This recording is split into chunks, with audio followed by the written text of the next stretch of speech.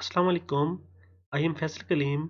If you like my video, you can help me by subscribing my channel and share this video with your friends and other students. Thanks a lot and best of luck for your future. Assalamu alaikum students. आज हम chapter number 16 देख रहे हैं CS401 का। और ये आपके पास है interfacing with high level language. ये आसान सा चैप्टर है ये भी, और इसमें ये 16.1 ज़्यादा इम्पोर्टेंट है। इसमें सबसे पहले बात हो रही है कॉलिंग कन्वेंशंस।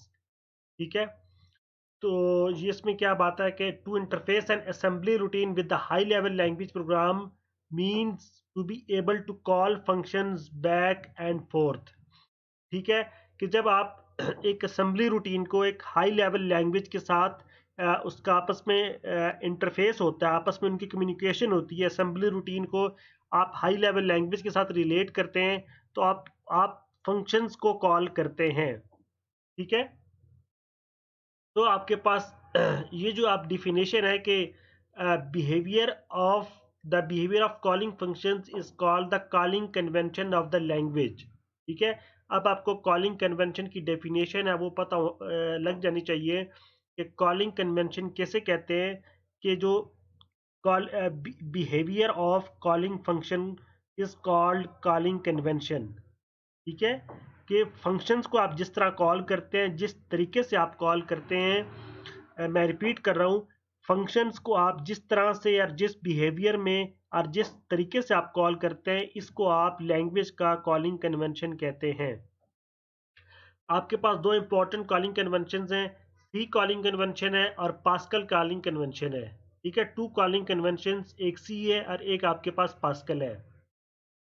अब सी आपके पास क्या करता है, अब ये भी मतलब ये आपके पास चैप्टर भी ऑब्जेक्टिव वाइज इंपॉर्टेंट है, ऑब्जेक्टिव इसमें क्वेश्चन आ सकते हैं। सी क्या करता है, सी अंडर हर फंक्शन से पहले आपके पास अंडरस्कोर का लगाएगा। ठीक है, अंडरस्कोर को यूज करता है सी। और जो पास्कल है वो अपर केस लेटर्स में ट्रांसलेशन करता है। ठीक है, ये इन दोनों में डिफरेंस है। सी प्रीपेंड्स अंडरस्कोर, और जो पास्कल है वो जो नेम्स हैं उनको अपर केस में जो है ना वो करेगा, ट्रांसलेट करेगा। अब आपने ये भी इम्पोर्टेंट है, ऑब्जेक्टिव वाइज आपने देख लेना कि आप पैरामीटर्स को किस तरह पास करते हैं सी में और पास्कल में। ठीक है, how are parameters pass to the routine. So आपके पास इन दोनों में डिफरेंस है कि सी में आप रिवर्स ऑर्डर में आप पास कर, आपके पास जो है ना पैरामीटर्स पुश होते हैं, सी में रिवर्स ऑर्डर में पुश होते हैं। ठीक है, और जो पास्कल है वो आपके पास प्रॉपर ऑर्डर में जो है पास होते हैं। जब आप सी में पैरामीटर्स पास करते हैं तो वो राइट मोस्ट जो है वो आपके पास सबसे पहले पास होगा। ठीक है, सबसे पहले पुश होगा राइट मोस्ट। ठीक है, जब सी की बात आती है, और जब पास्कल की बात आएगी, पास्कल में आप क्या करेंगे, आप लेफ्ट मोस्ट जो है वो आपके पास सबसे पहले पास होगा। तो ये आपके पास पैरामीटर्स किस तरह पास होते हैं, ये आपके पास इंपॉर्टेंट चीज़ है। दूसरी इंपॉर्टेंट चीज़ आपके पास, ये आपका इम्पोर्टेंट जो है ना शॉर्ट क्वेश्चन आ सकता है इसमें। अब ये भी इंपॉर्टेंट चीज़ें हैं कि जो है ना रजिस्टर, कौन से रजिस्टर प्रिजर्व होते हैं और कौन से register as a scratch use होते हैं। ठीक है, सो आपके पास जो दोनों स्टैंडर्ड्स हैं वो इन रजिस्टर्स को प्रिजर्व करते हैं, EBX को, ECI को, सॉरी ESI को, EDI, EBP, ESP। ठीक है, ये जो रजिस्टर्स है ये दोनों फॉर्मेट्स में प्रिजर्व रहते हैं। और आपके पास जो नेक्स्ट पे जो रजिस्टर्स हैं ये आपके पास प्रिजर्व नहीं होते। ठीक है, ये आपके पास एज अ स्क्रैच है, मींस ये स्टैंडर्ड, ये जो सी और पास्कल है इन रजिस्टर्स को प्रिजर्व नहीं करते। ठीक है, वो जो जिनको प्रिजर्व नहीं करते वो रजिस्टर्स कौन से हैं, वो आपके पास EAX है, ECX है, EDX है। ठीक है, FSGS, E फ्लैग्स वगैरह। ठीक है, तो आपने ये इन दो रजिस्टर्स में से कुछ ना कुछ आपने दो तीन नाम अपने ऑब्जेक्टिव के लिए, अब शॉर्ट क्वेश्चन के लिए अपने माइंड में रख लेने हैं। कि कुछ आपने यहाँ से याद कर लें कि कुछ रजिस्टर्स जो प्रिजर्व होते हैं, और दो तीन आप यहाँ से नाम देख लें कि जो रजिस्टर्स आपके पास प्रिजर्व नहीं होते। ठीक है, कौन से रजिस्टर्स जो है ना रिटर्न वैल्यू को होल्ड करते हैं। ठीक है, सी और पास्कल आपके पास ये जो है ना EX में 32 बिट लार्ज वैल्यू तक जो है ना रिटर्न वैल्यू करते हैं। ठीक है, जब EX की बात आएगी तो 32 बिट लार्ज वैल्यू है। ठीक है, और जब edx.ex की बात आती है, जब साथ में edx शामिल हो जाता है, तो फिर आपके पास क्या 64 बिट लार्ज वैल्यूज आपके पास रिटर्न वैल्यू होल्ड होती हैं।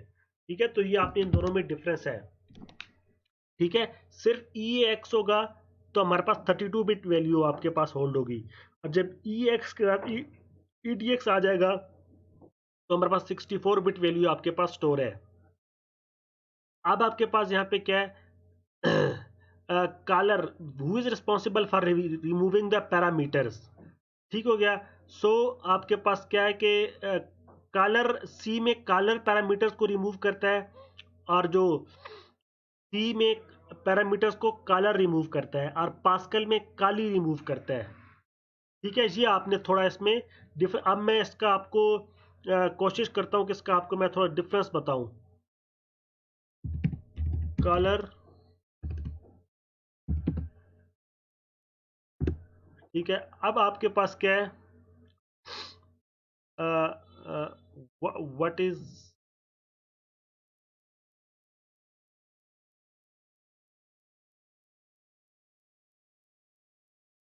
अब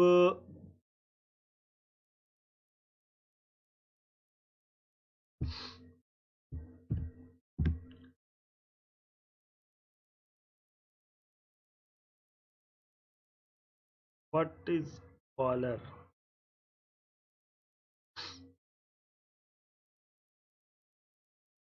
इसको देख लेते हैं।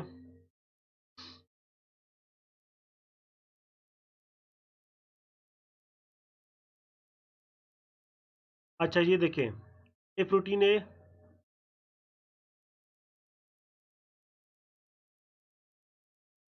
मैं इसको यहाँ पे जो है ना करता हूँ, कॉपी करता हूँ यहाँ से, और यहाँ पे मैं इसको पेस्ट कर देता हूँ।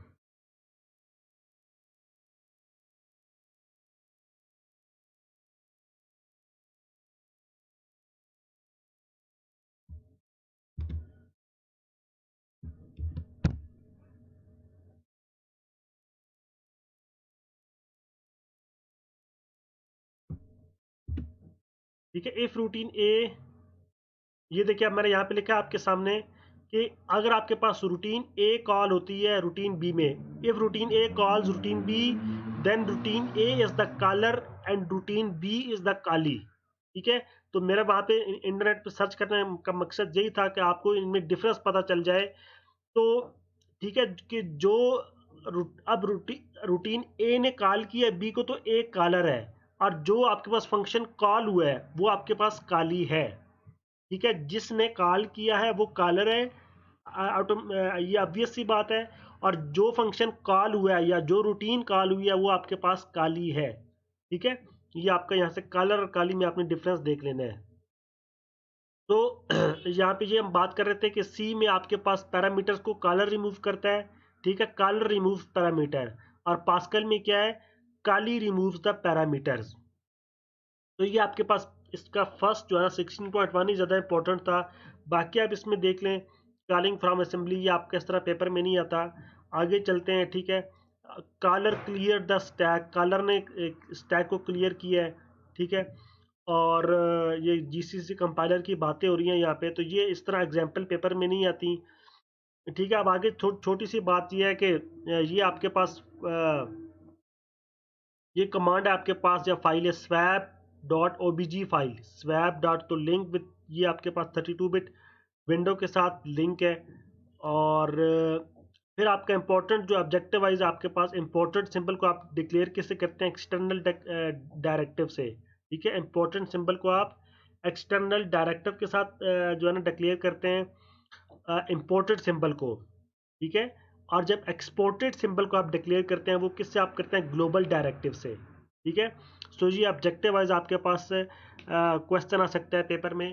ठीक है, तो ये बात है आपके पास के जो इम्पोर्टेंट सिंबल होगा वो आप एक्सटर्नल डायरेक्टिव के थ्रू डिक्लेयर करेंगे, और जो एक्सपोर्टेड है वो आप ग्लोबल डायरेक्टिव के थ्रू डिक्लेयर करेंगे। यही बात यहाँ पे हो रही है, इंपॉर्टेंट सिंबल की बात और एक्सपोर्टेड सिंबल की बात, ये मैंने यहाँ पे वही बात आपके पास लिख दी है।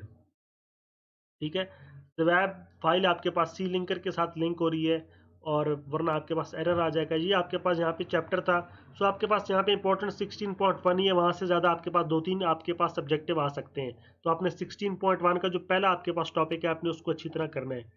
तो ये था आज का लेक्चर। अगर आपको आज के लेक्चर से रिलेटेड कोई क्वेश्चन आप मुझे कमेंट में बता सकते हैं।